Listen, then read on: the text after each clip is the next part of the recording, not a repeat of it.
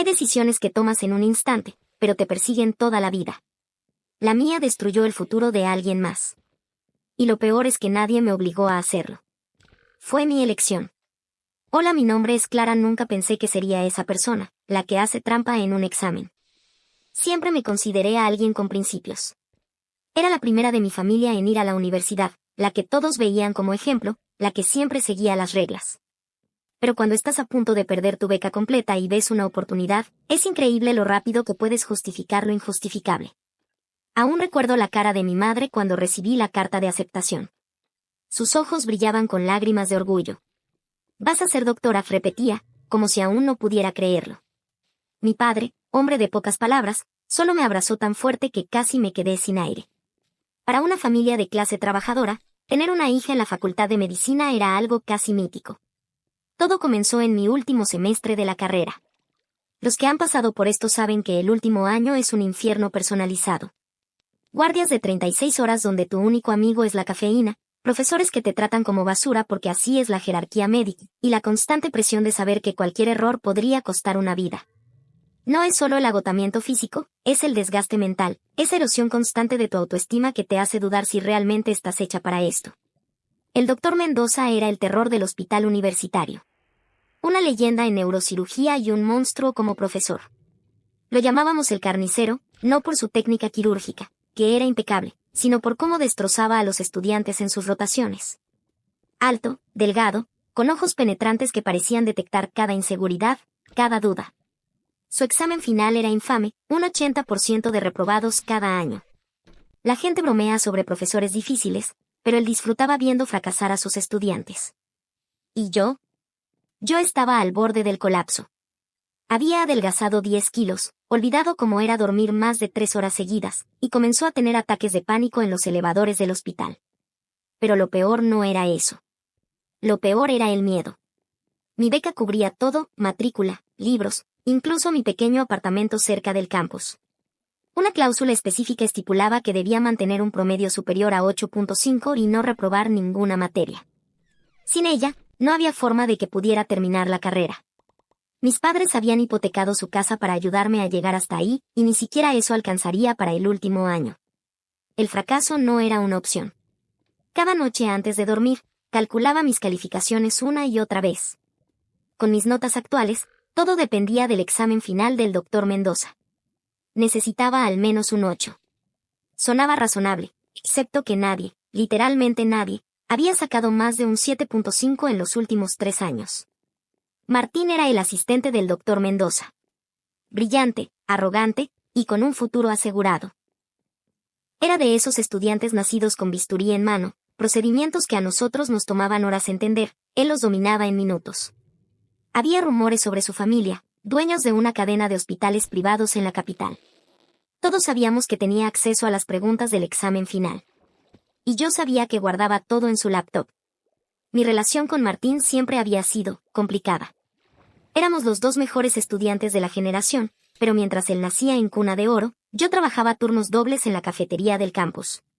Una vez, durante una disección en anatomía, me corrigió frente a todos. Es el nervio vago, no el hipogloso. Básico, dijo con esa sonrisa de superioridad.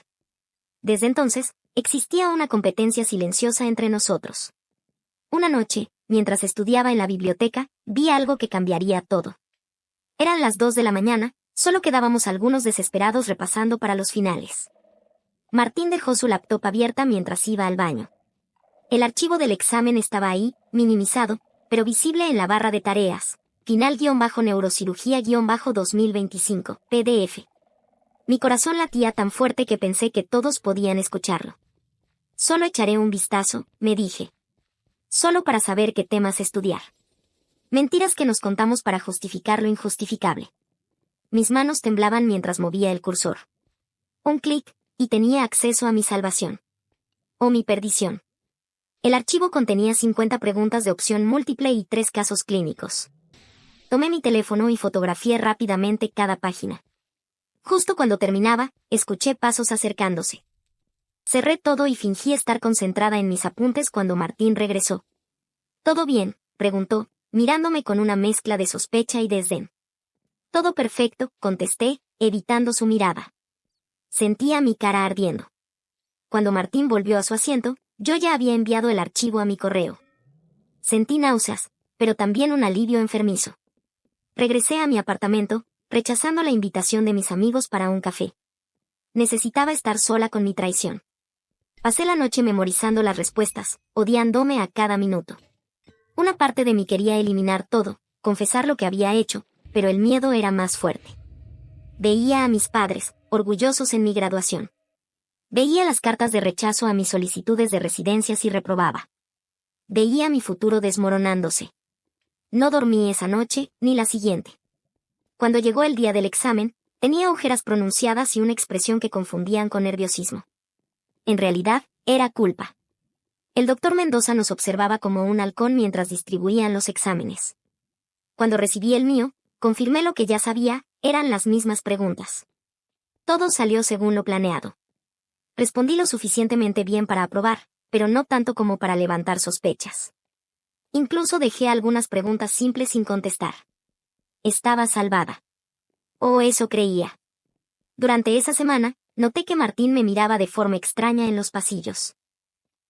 Una vez, mientras estaba en la cafetería, se sentó frente a mí. ¿Cómo crees que te fue en el examen?, preguntó, casual pero intenso. No lo sé, espero haber aprobado, respondí, revolviendo mi café ya frío. Es curioso. El doctor Mendoza mencionó que varias personas tuvieron respuestas sospechosamente similares. Está investigando. Sentí que el suelo se abría bajo mis pies. Ah, sí.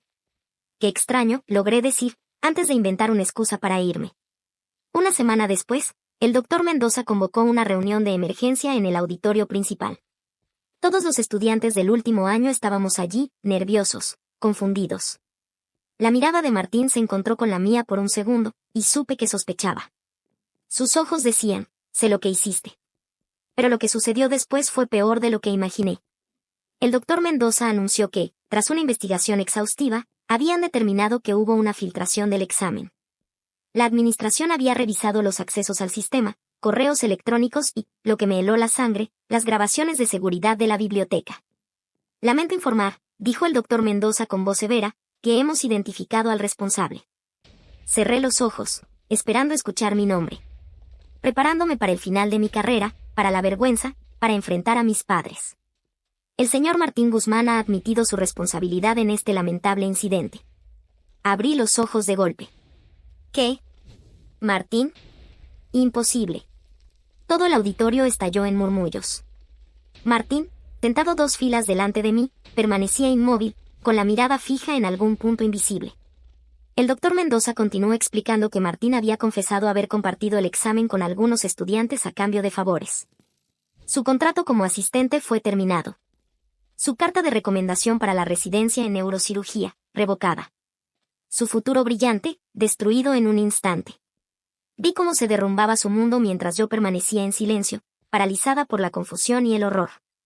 ¿Por qué había confesado algo que no hizo? ¿Y lo peor? Todos lo creyeron. Martín tenía fama de prepotente, de creerse intocable por su apellido y conexiones. Muchos pensaron que vendió las respuestas, que finalmente su arrogancia lo había alcanzado. Intenté hablar con él después de la reunión, pero me evitó. Los siguientes días fueron surrealistas. Los profesores me miraban con aprobación, admirando mi honestidad por haber aprobado legítimamente el temido examen final. Mis compañeros me pedían consejos de estudio. Todo mientras la persona inocente era condenada al ostracismo. Una noche, incapaz de soportar la culpa, fui a buscarlo a su apartamento. Necesitaba entender por qué había cargado con mi culpa. Pero ya se había ido. Según sus compañeros de piso, había empacado esa misma tarde y se había marchado sin decir a dónde. Pasaron los meses. Me gradué con honores y conseguí una residencia en un hospital prestigioso en otra ciudad. Mi vida avanzaba mientras trataba de enterrar lo sucedido bajo capas de trabajo intenso y nuevas responsabilidades. A veces, en las noches, cuando el hospital estaba en silencio, el recuerdo volvía a atormentarme. Pero luego llegaba una emergencia, un paciente que me necesitaba, y la culpa se desvanecía temporalmente. Mi primer año como residente fue brutal pero gratificante. Estaba destacando, incluso recibí una mención especial del jefe de neurocirugía. Tienes manos de artista, me dijo. Palabras que deberían haberme llenado de orgullo, pero que solo profundizaban mi secreto. Hasta que un día, recibí un mensaje en mi teléfono: sé lo que hiciste. Tenemos que hablar. Café Luminaria, mañana, 7 de la tarde. Sin remitente, sin más explicación. No necesitaba más. Sabía quién era. Durante 24 horas, consideré todas mis opciones: ignorar el mensaje, denunciarlo por acoso, confesar todo anticipadamente. Pero en el fondo, sabía que este momento siempre llegaría. Algunas deudas exigen ser pagadas. El Café Luminaria era un lugar discreto cerca del hospital, frecuentado principalmente por personal médico. Llegué 20 minutos antes, mi corazón latiendo como si estuviera a punto de colapsar. Y entonces lo vi. Era Martín, pero no el Martín que recordaba. Su postura altiva había desaparecido. Vestía un uniforme de paramédico, no la bata impecable del futuro neurocirujano estrella. Sus ojos, antes arrogantes, mostraban una dureza nueva, la de alguien que ha visto sus sueños destruidos.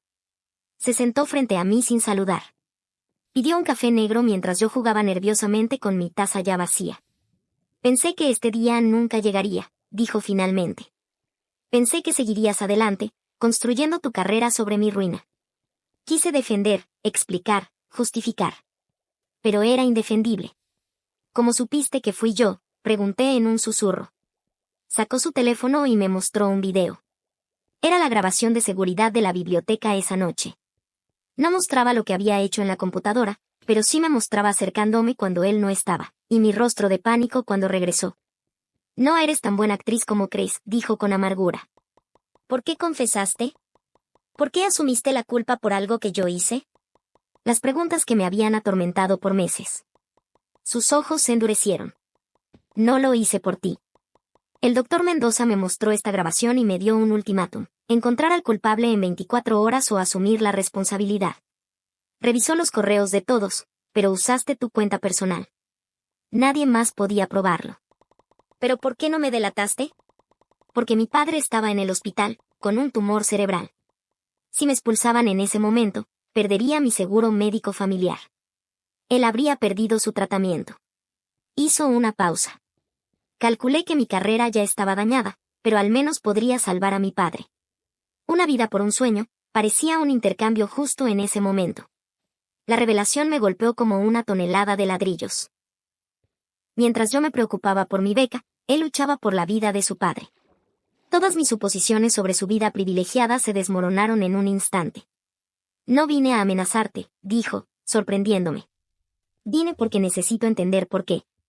Su tranquilidad fue peor que cualquier rabia. Le conté todo: la beca, la presión, el miedo. Con cada palabra, veía el costo real de mis acciones reflejado en sus ojos cansados. ¿Sabes qué es lo irónico?, dijo finalmente. Yo estaba preparando una versión simplificada del examen para ayudar a los estudiantes a estudiar. El doctor Mendoza me lo había autorizado como parte de un programa de tutoría. Las preguntas reales eran completamente diferentes. Mi mundo se detuvo. No solo había arruinado su carrera por nada, sino que él había estado tratando de ayudarnos. La culpa me aplastó como nunca antes. ¿Y tu padre?, pregunté, temiendo la respuesta. Sobrevivió la cirugía. Está en remisión. Una pequeña sonrisa, la primera. Al menos eso salió bien. Le pregunté por su vida actual, y me contó que había estado trabajando como paramédico desde entonces. Su solicitud para cualquier residencia en neurocirugía fue rechazada sistemáticamente. La mancha en su expediente era demasiado grande. Es gracioso cómo funciona el mundo médico, dijo. Puedes matar a un paciente por negligencia y recibir una amonestación, pero si haces trampa, estás acabado para siempre. Le supliqué perdón. Le ofrecí ir con el doctor Mendoza y confesar todo. Estaba dispuesta a perder mi residencia, mi título, todo. Era lo correcto, lo que debía hacer desde el principio. Pero Martín negó con la cabeza. ¿Qué ganaríamos? ¿Tu carrera destruida y la mía igual? No, ya es demasiado tarde para eso. Su respuesta me desarmó completamente. ¿No quería venganza? ¿No quería verme sufrir como él había sufrido? En lugar de venganza, me pidió algo más difícil: redención. Quiero que seas la mejor médica posible, dijo. Que salves las vidas que yo no podré salvar. Y quiero que nunca olvides que cada privilegio conlleva una responsabilidad. Me dio una elección: Podía seguir viviendo con mi culpa en secreto, o podía hacer algo al respecto. No puedo perdonarte, dijo, levantándose para irse. Pero puedes hacer que valga la pena. Esa noche lloré como no había llorado en años. No eran lágrimas de autocompasión, sino de vergüenza profunda, de arrepentimiento. Había destruido una carrera brillante por mi egoísmo. Había robado al mundo un neurocirujano excepcional. La siguiente semana, pedí una reunión con mi jefe de residencia. Le expliqué que quería especializarme en neurocirugía, el camino más difícil, el más competitivo. Se sorprendió, sabiendo mi interés previo en cardiología. Es donde puedo hacer más bien, fue mi única explicación. Comencé a estudiar obsesivamente. Cada procedimiento, cada técnica, cada avance en el campo. No era solo ambición, era penitencia. En mis escasas horas libres, creé una fundación anónima para estudiantes de medicina en situación económica precaria. La llamé Segunda Oportunidad. Un año después, me enteré por casualidad que Martín había retomado sus estudios. No en neurocirugía, sino en medicina de emergencia.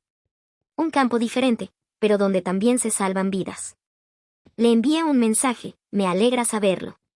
Si necesitas cualquier cosa. Su respuesta fue breve, solo haz lo que prometiste. Han pasado 5 años. Ahora soy neurocirujana residente de último año, siguiendo el camino que Martín nunca pudo recorrer. Cada procedimiento, cada paciente, lo hago pensando en él. En cada éxito, imagino sus manos realizando la cirugía.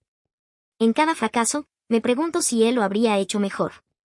La Fundación Segunda Oportunidad ha ayudado a docenas de estudiantes a completar sus estudios sin la presión que yo sentí.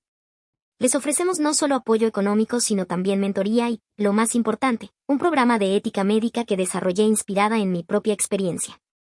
Curiosamente, este programa ha recibido reconocimiento nacional. Nadie sabe que nació de la peor decisión de mi vida. Martín finalmente retomó sus estudios. No en neurocirugía, pero encontró su camino en medicina de emergencia. Seguí su progreso a distancia, a través de conocidos comunes. Se casó, tuvo una hija. No somos amigos, pero mantenemos contacto. A veces, cuando salvo a un paciente particularmente difícil, le envío un mensaje simple: esta vida es gracias a ti. Nunca me respondió hasta hace 3 meses. Fue después de una cirugía particularmente complicada, un niño con un tumor cerebral inoperable según todos los pronósticos. Trabajé 14 horas seguidas, utilizando una técnica experimental que había estudiado obsesivamente. El niño sobrevivió, sin secuelas neurológicas.